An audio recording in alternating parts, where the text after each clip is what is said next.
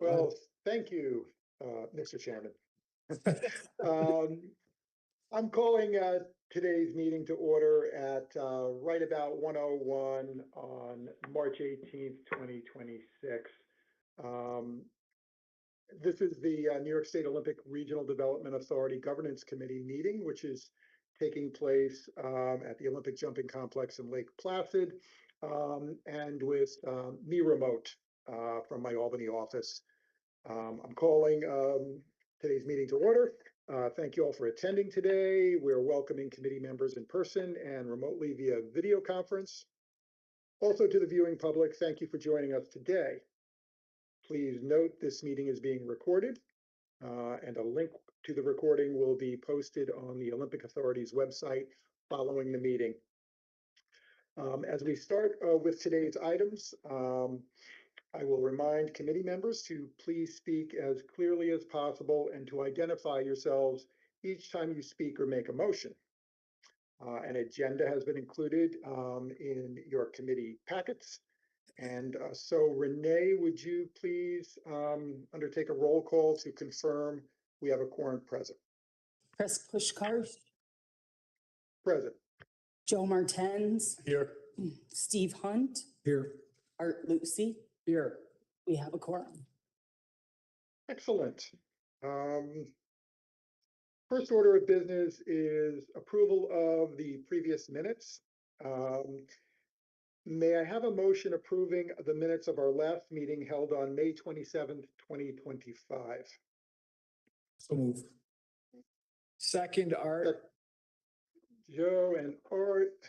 It was actually Steve Hunt. Sorry. Oh, Steve. Hunt. My apologies. One of the foibles of appearing remotely.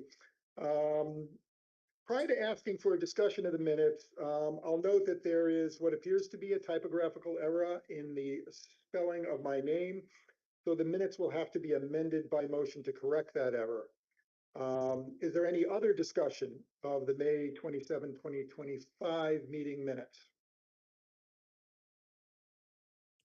Hearing none, may I have a motion to amend the meeting minutes to correct the spelling of my name, which I'll note is not an uncommon occurrence. Steve Hunt, so move. Joe Martens. Thank you, Steve. Thank you, Joe, for seconding. All in favor? Aye. Aye. Any opposed? Any abstained? So that motion carries. And we will follow up with my request for a vote on the motion to approve the May 27, 2025 meeting minutes as amended. All in favor? Aye. Aye. Aye. Any opposed? Any abstained? Very good. That motion carries. So for new business today, we have an item on the agenda that calls for our review of the mission statement and performance measurements and proposed resolution number 584. Michelle, will you please provide some background regarding this item? Yes. So this is part of the annual filing required of all public authorities. And every year, the board on the governance committee's recommendation reviews the mission statement and performance measurements to assess the need for changes. These are then filed through Paris as part of the Olympic Authority's annual reporting obligations. Also, as part of this review, the committee and the board look at the list of stakeholders and their reasonable expectations. In that regard, and to provide clarity with respect to one part of the list of stakeholders, the fourth line down has been amended to read IOC, International Federations, USOPC, Team USA, national governing bodies, and developmental athlete organizations. There are no other changes to the list of stakeholders and their reasonable expectations or to the mission statement and performance measurements. Okay. Seems very straightforward, but does anyone have any questions or want to have any discussion regarding this item? I would just say, I think it's a good idea. And I would concur. I think it's a great idea. Sort of an obvious ad. Any other comments or discussion? I guess I would only add that they have always been our stakeholders, and that this is just a formal recognition of that fact, that they've always been stakeholders, and there are probably other stakeholders out there that we've missed somehow, and we could always amend it in the future, but it is a very broad group of both individuals, organizations, and others that are stakeholders of the authority. And this was probably just an inadvertent omission more than anything else. So we're happy to have them on the formal list. As well, I concur, without diminishing, the stature of any of our very important stakeholders. This is a housekeeping item, and I agree with the spirit of should we discover that there was someone or some other group that has not been included, we can very easily rectify that and move forward. If there are no other comments or discussion, may I have a motion to recommend that the Board of Directors adopt proposed resolution number 584 as presented? So move. Steve Hunt, second. Second by Art. Thank you, Steve. Seconded by Art. Any discussion? Hearing none. All in favor? Aye. Aye. Any opposed? Does anyone abstain? Very good. The motion carries. Michelle, will you please provide us with some background regarding the next agenda item, which is on the topic of board member training? Sure. So as you all know, the authority's budget office, or ABO, requires that all new board members complete the ABO training on best practices for public authority boards. The training covers the legal, fiduciary, financial, and ethic responsibilities of public authority board members. It's required to be completed within 12 months of a member's appointment to the board, and we track the training requirements to be sure everyone is in compliance. One of the recommended practices of the ABO is that the board members take this as a refresher training every 3 years. This is one of the topics that was suggested for today's discussion. The other recommended best practice is that the authority develop orientation training for newly appointed board members, and there are a list of topics that the ABO recommends be covered. One of the roles of the governance committee, in accordance with its charter, is to develop and provide recommendations to the board regarding board member education, including new member orientation and regularly scheduled board member training. So with that background, I will leave it to all of you to discuss the topics of refresher ABO training and orientation for new board members and what steps you may want to take from here. Yeah, thank you, Michelle. And so before, soliciting active discussion of this, I guess I would put out there as well, whether our end game here is to come up with a recommended policy for adoption that would cover, sort of the spectrum of, initial orientation to new board members, and board member training and the refresher. Does that sound like the direction we're heading in?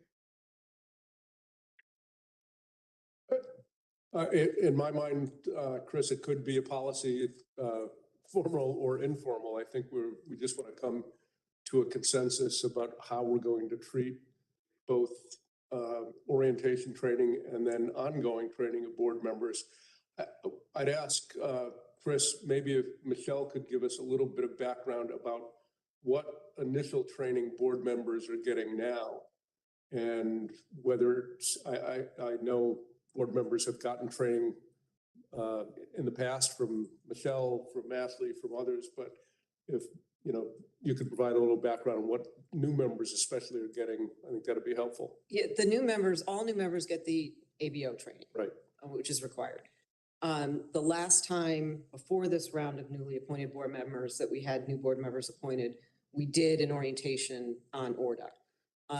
It was more on ORDA than on a lot of the items that are in the ABO's list. I think it should probably be both. And we haven't done that in a while. And with 3 new board members, we should probably talk about the best way to approach that. So my own feeling on this is that in addition to the required ABO orientation, that we should have a formal orientation for new board members. I thought the list of sort of recommended questions that the ABO recommends in their guidance documents were actually excellent. And most of them apply to ORDA, starting with sort of the fundamentals. This is the statute. This is what is required of the board. This is our statutory requirements, all the kind of the basic stuff. And then there's more stuff about state law and how it affects things like ethics and our policy. So I think that should be a formal process that we go through with new board members, within a certain amount of time after their appointment. So I don't know how others feel, but I was just impressed by the breadth of the questions that were asked, and most of them seem very relevant for new board members.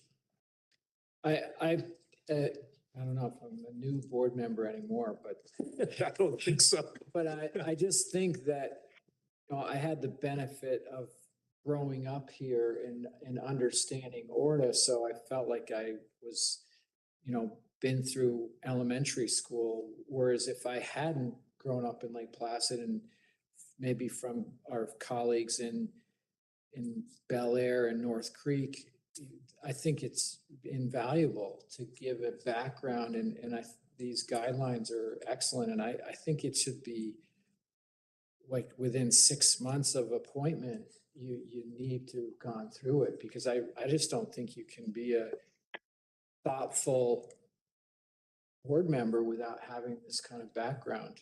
So I think it's a very good idea. And I know we all,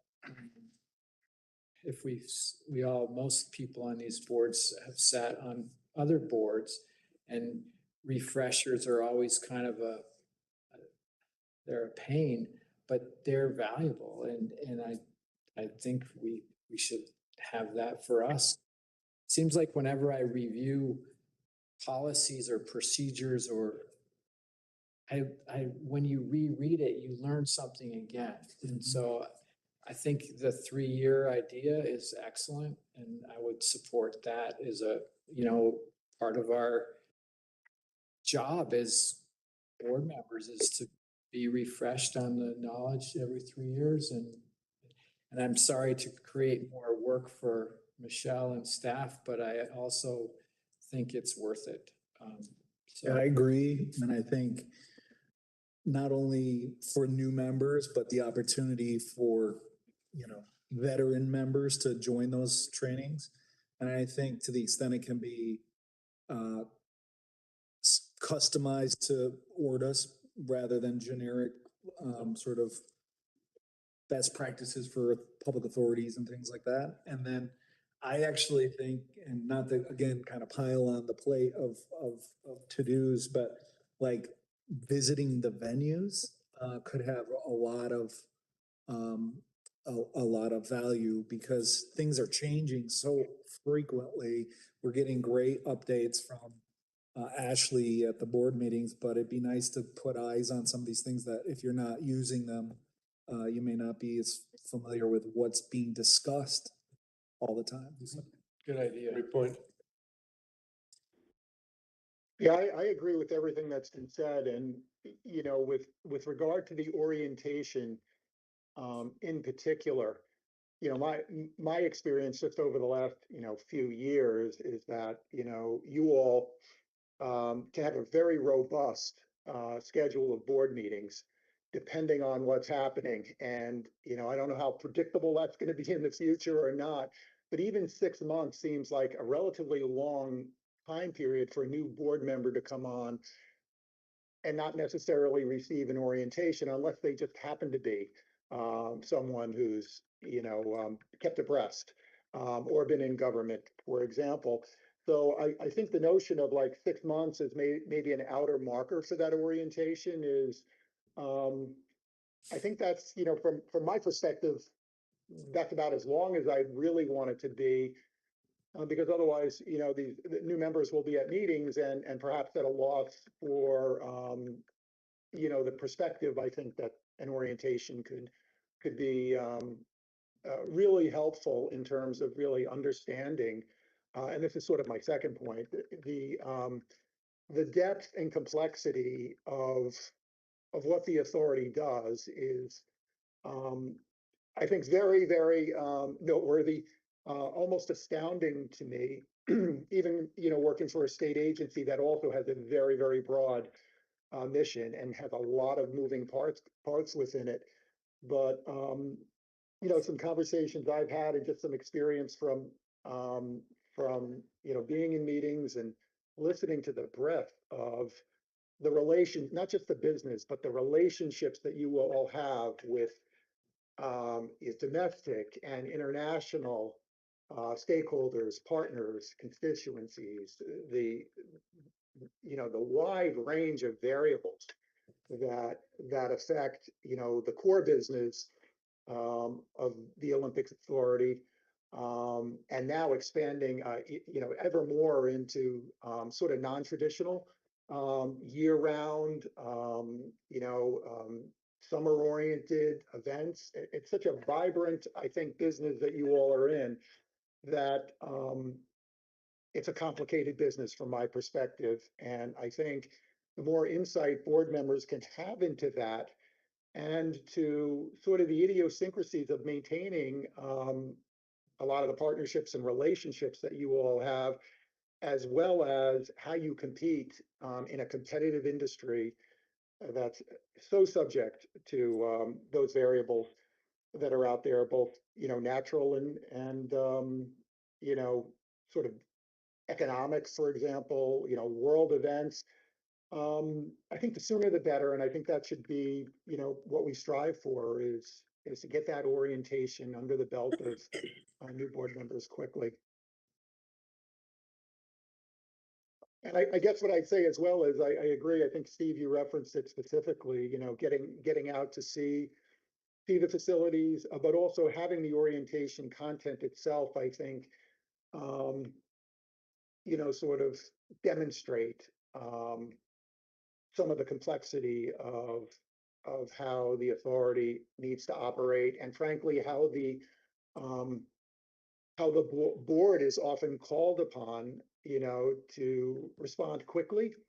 And I think many times take action to further the interests of not just the authority, but the people of the state of New York. Very often that happens with some pressure behind it, I think, and not necessarily as long a time for contemplation as might be ideal. And I think a more routine sort of business operation, for a board to have to cope with. And so I think the extent to which the content of the orientation can kind of get at that a little bit, I think that would be really useful to board members. I think it might help ultimately to make board meetings more efficient, in terms of having a common understanding of, what the nature of the business is, and why sometimes things have to move very quickly, and on other occasions they don't necessarily. Maybe I'm taking too much or looking too much into it. But I think getting to know the Olympic Authority, if you're coming from the outside, is you're not going to do it on one date. That's for sure. I would add that I think that, and I'm with you, Chris, because maybe the 6 month is too long because we meet more than, so then my recommendation would be that we go to 3. And then also what I would suggest is, with all of our busy lives and schedules, that our board meetings, yes, they can be lengthy, but I don't think they're too long to have this kind of training scheduled after a board meeting. And I think if we have enough time in advance, that could do the refreshers as well as the initial trainings right after a board meeting, because, people have taken the time to be prepared for that. And I think if these trainings are more than an hour and a half, then I would tell you that it's not going to be practical, because I don't think people's attention span after an hour and a half is going to be worthy of Michelle's work or one of your colleagues' work. So I would not make the training more than that because people will just zone out. Yeah, that's true. So true. So Agreed. And it's for the I lead, agree with Chris, on being prompter than 6 months. And I don't know if we should give a specific date, but how often do we meet? 5 times? Roughly quarterly. Yeah, quarterly. So, 3 months, I think is, Yeah, I think, a goal of, with, I don't know, about 3 months or within 3 months. I don't know that it needs to be hard and fast, but I think 3 months is about the right time period, because that would probably keep a new member ahead of the next board meeting they'd have to attend. All great Yeah, I points. think that would be great. I like the outer marker of 6 months, and 3 months, can be aspirational. Certainly I think as soon as practicable and convenient for a new board member, because, lots of things could influence, their availability and the timing of when that happens. So I'm with you on that. I don't think it should be necessarily hard and fast, but certainly aspirational as soon as possible. And also agree with your comment on it that, if it's too long, it's counterproductive, right? And I'm not a believer that the training really has to cover everything, or go super in depth. I think it could be most useful if just the scope of it is broad enough where it can't deliver like the key things that the orientation ought to address very straightforwardly and upfront, but that at least the scope is broad enough to trigger any questions and precipitate questions by the board member that they could follow up with in a setting other than having to learn it in a webinar or a PowerPoint or a training session, just so that those flags about key aspects of the authority's operations, management structure, et cetera, is available in other forms or through another route, whether it's through materials, like an org chart, for example, just to use one example, or just a contact person who could, hey, could you explain this A, B, and C to me? So I think those are really good comments. So a couple of other thoughts. Again, for discussion purposes only, is one, whether sort of a fundamental handbook for new board members that has basic information in it, the statute, the organizational chart, the list of facilities, last budget, against documents that probably already exist. I don't think we need to create anything new, but it's just a handbook that gets the basics down. Would be something that board members could get in advance. The other thing is, we've toyed with this idea, and it poses a bit of a burden on some, but part of, to Steve's point of visiting facilities, we probably should every now and then have our board meetings at another facility. That gives us an opportunity to actually put in a site visit along with a board meeting to try to do it, as efficiently as possible. And then third point is, for the refresher training, I think soliciting from board members what, topics that could be covered might save some time and provide some focus. And it might be staff generated and board generated. There might be new things that have come down the pike that staff thinks we should be aware of, and likewise, if the board feels like we haven't covered something that they'd like to cover in a fresh session, they can mention it. And then if that's done periodically, put all together, and then we hold a session after a board meeting, as Art suggests, might help, streamline the topics and keep it somewhat focused. Yeah, I think that's an excellent thought. And, part of me is thinking, with our annual board member survey, whether or not we tease that or not, and use that as a way of sort of soliciting feedback about what might be a need or desire for training, and then we could always, sort of figure out how to best, satisfy that and deliver it. And but I just throw that out also for discussion as maybe one way of sort of capturing that demand from the board or interest from the board with regard to refresher training. Yeah. So Michelle, I had this question about the ABO webinars that are out there. I was just, paddling around the ABO website and their guidance page and their scheduling of webinars. And, I think I sent you a note about, I really wasn't able to figure out what the syllabus was for that. But I'm wondering if you have any more information on it, or is that the ABO training that all new board members are going to take as sort of a baseline? Is it a stock training, or is it one that's tailored at all? No, it's for every public authority new board member. So it's not tailored. Gotcha. Okay. Well, that helps a bunch, and I assume it covers then those major, topical areas that you outlined at the top of our chat to some degree.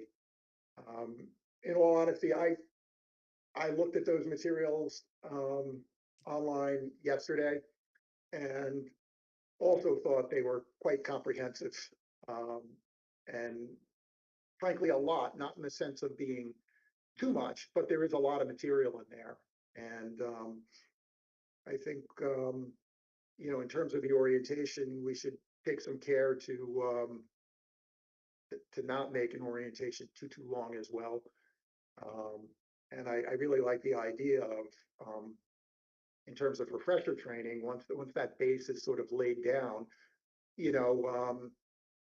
giving the people what they want to a certain degree, or having, circumstances or where, there's some perception by the board of a gap in terms of knowledge or training, that the refresher would be a good way to do it. And there's nothing to say that we can't do a refresher training, at a sooner interval than 3 years, if that would make sense and help us do business better.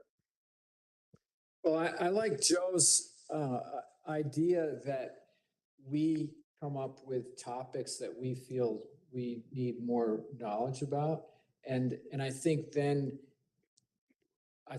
as a now maybe a longstanding board member, I think it's important that we attend, or one or two board members attend the training for the new board members, just to give perspective, so that, Michelle's not just monotone handing out paper and we have some back and forth and input, because we all know those kind of educational sessions are much better if there's give and take than just sitting in front of the classroom and listening. But I think if you again schedule them after board meetings, I think the longstanding members are going to feel inclined to participate as well, and it just makes it better and more informed for the new people. I agree. Yeah, agreed. I just know, the ethics law, a seminar on the ethics law generically can be a little bit tedious. But it's much more user friendly or recipient friendly if it can be related to a particular, scenario or situation that is more likely to be how they encounter it, the board member or encounters it, or frankly, that the authority may have to contend with, on the basis of its relationships, just using ethics as an example. So I like it, and I really like tailored training to the job at hand, and the I think in this case certainly the Olympic Authority, which is I found to be a real voyage of discovery in terms of everything that you all are doing. And, I think the training can be a little bit of an itinerary along the way, of, what to look out for. And, again, I think at the end of the day, it can make us more efficient. Not at all. By the way, Art, I didn't mean to insinuate at all that, I felt like the meetings weren't efficient, or I think business is conducted really well, by the authority. And just a question of, how to make board members more comfortable with decisions by having the background in state requirements and on the one hand, and on the other hand, sort of the realities of how the authority operates in the business it's chosen. So is there any other comments or sort of discussion on this in a general sense? And if not, I sort of wanted to circle back to the notion of, where do we want to go from here? Even if we don't settle on it necessarily, but perhaps go back and do a little bit looking and maybe think about a couple of, maybe one or two different approaches here. But one of the concerns I had was just being on the state side and knowing we have, for example, the benefit of the statewide learning management system. I mean, not many people look at it as a benefit necessarily, because we have to do a lot of training through it, but it does keep track, and it provides good reminders for, when you're due. And I think, if there's a compliance element of this, of wanting to make sure that as best we can, get new board members oriented, and then ensure that everyone has their baseline training, and then, be able to check off that refresher training. I was interested in how we might go about doing that, and perhaps some sort of, if not a formal policy adoption, maybe a guidance document, and some sort of a database. Perhaps, I don't know what I'm asking for here, it's not my bailiwick, but I just wanted to throw that out there as something for us to at least discuss, if not arrive on at any consensus today, but see if there were any thoughts on that.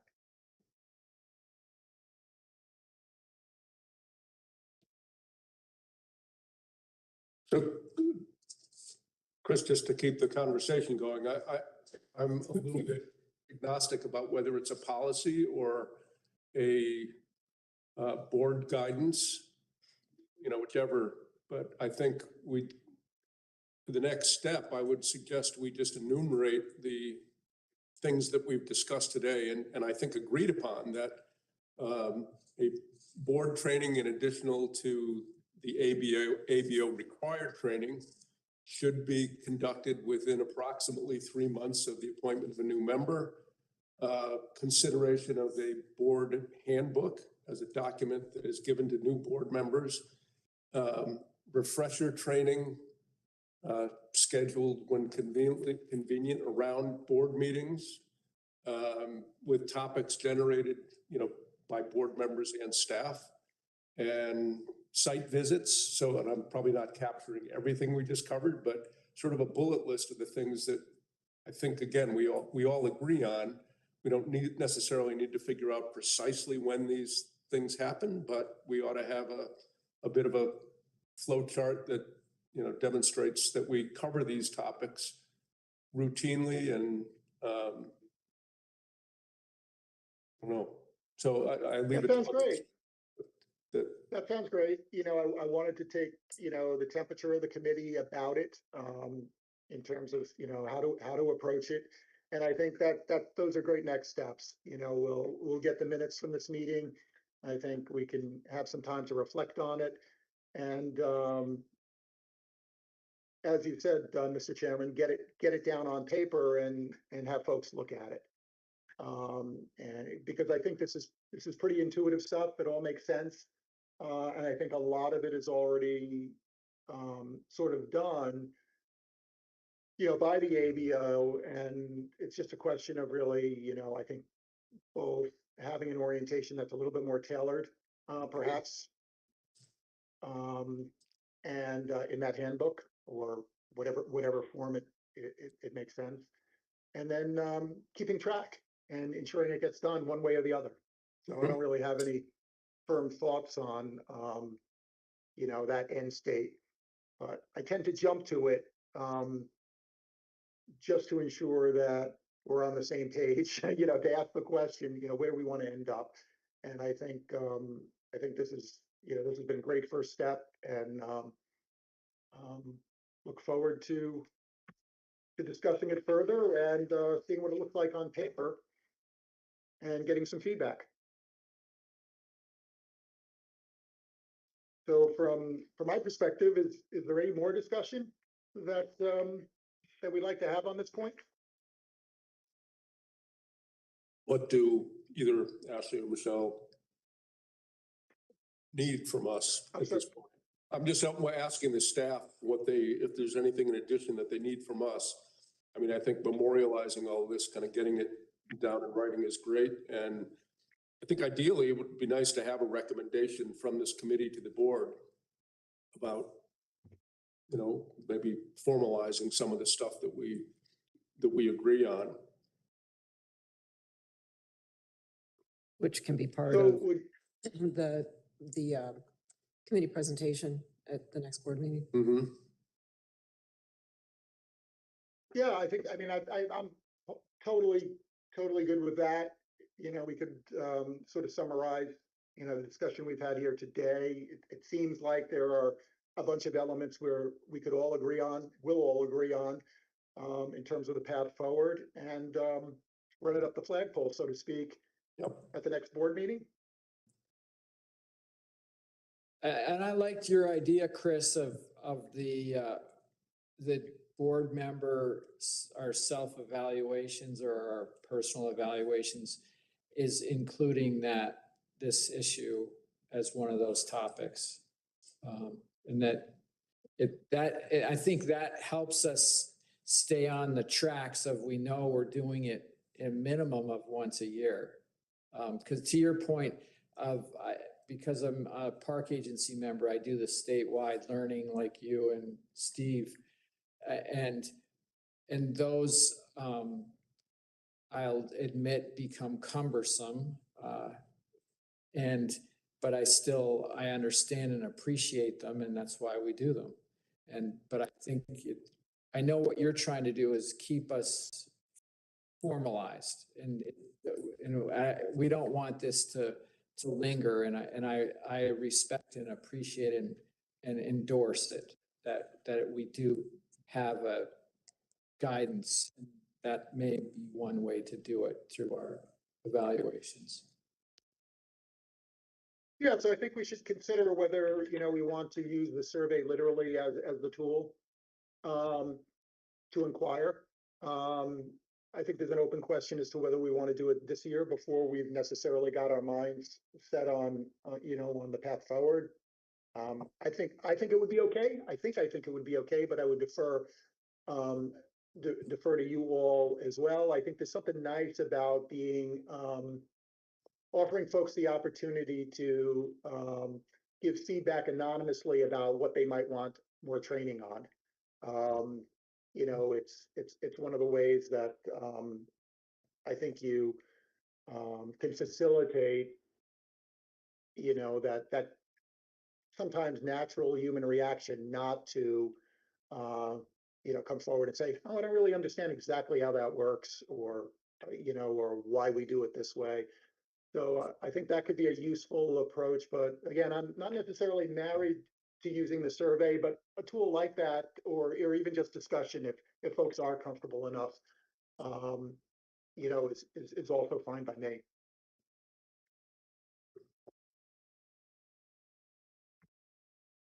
Anything further?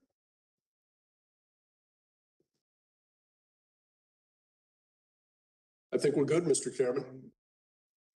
Well, very good. If there's no other comments at this point, I'm sure we'll be discussing this more in the future. And I suppose I'll call for a motion to adjourn. Steve, so move. Seconded. Thank you. Joe Martens. Thanks, Steve. Thank you, Joe, for the second. All in favor? Aye. Aye. Aye. Any opposed? Any abstained? Hearing none, the meeting is adjourned at right about 1:41 on March 18th. Thank you, everyone. Thanks, Thanks, Chris. Chris. Thank you. Thanks.